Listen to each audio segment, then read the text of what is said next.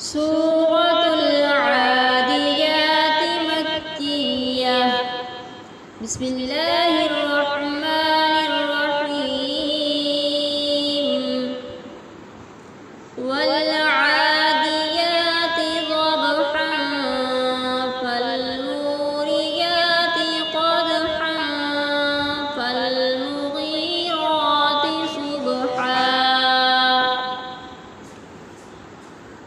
فأثرن به نقعا فوسطن به جمعا إن الإنسان لربه لكنود وإنه على ذلك لشهيد وإنه لحب الخير لشديد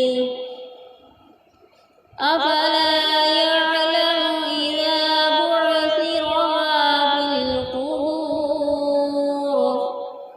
وحصل ما في الصدور